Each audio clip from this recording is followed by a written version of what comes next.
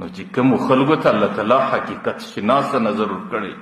او چې د کومو خلکو نظر در حقیقته پورې رسیږي نو د هغې عبادت بیا د جنت دپاره نه وي، د هغې عبادت بیا د جهنم څخه د نجات دپاره نه وي، د هغې عبادت الله تعالی د رضا دپاره چې مقام د رضا ته ځان ورسوي، مقام د قرب ته ځان ورسوي او د الله تعالی د هغې انعاماتو و نعمتونو شکرګزاره بنده جوړ سي. او دا هغه بهترینه صله ده، دا هغه بهترین نعمت دی چې انسان یې الله تعالی ته په نصیب ورکړي. لیکن یو خبره په آخر کې کوم چې کم کیفیت د حضرت رابعه بصریه دی یا کم کیفیت د هغه بزرگ دی چې هغه وایي چې الله تعالی زما مخ ته جنت جنت کوي زه نه ورته ګورم، دا د هغې دپاره د غلبې د حال کیفیت دی، دا پر هغې باندې د جذب او د تجلیاتو کیفیت دی او دا کیفیت زموږ دپاره قابل تقلید نه دی چې موږ به خامخا په دې پسې ځکه دا د هغې د جذب او د جذباتي حالاتو کیفیات دي او دی باندې د سړي د تکلیف او د مکلفیت شکل نه دی، بلکې زموږ دپاره قابل تقلید د پیغمبر علیه السلام زندگی ده. پیغمبر علیه الصلاة والسلام بس ویل اللهم انی اسألوک رضاءک والجنه، یا الله ستا رضا غواړم جنت غواړم، واعوذ بک من سخطک والنار، یا الله ستا د ناراضګۍ څخه نجات غواړم او د جهنم څخه نجات غواړم. نو پیغمبر علیه الصلاة والسلام د جنت غوښتنه کړې ده او پیغمبر علیه الصلاة والسلام د جهنم څخه د نجات غوښتنه کړې ده او دغه د پیغمبر علیه الصلاة والسلام غوښتنه د دې امت دپاره قابل تقلید ده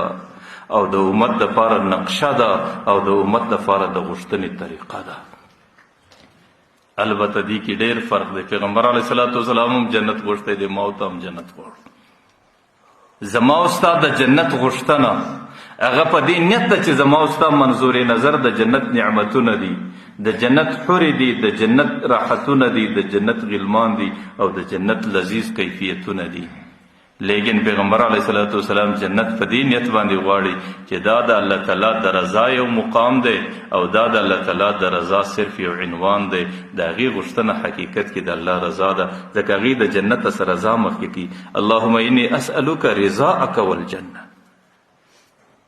او زما او ستا منظور نظر هغه د جهنم عذابونه دي، د هغې څه ځانګورو د اور او د دې څه، لیکن د پیغمبر علیه الصلاة والسلام نجات چې د جهنم څخه غوښتی د هغې منظور نظر دا و چې جهنم صرف د الله تعالی د ناراضګۍ عنوان دی، هغې په حقیقت کې د الله تعالی د ناراضګۍ څخه پناه غوښتل.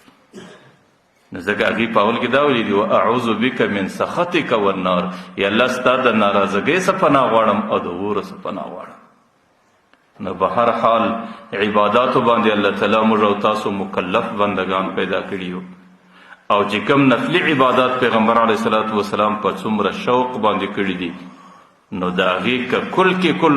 حالات د سړي په زندگی کې د سړي په استعداد کې نه راځي، کم سے کم د هغې زندگی د ځان دپاره قابل نمونه قابل تقلید ګرځول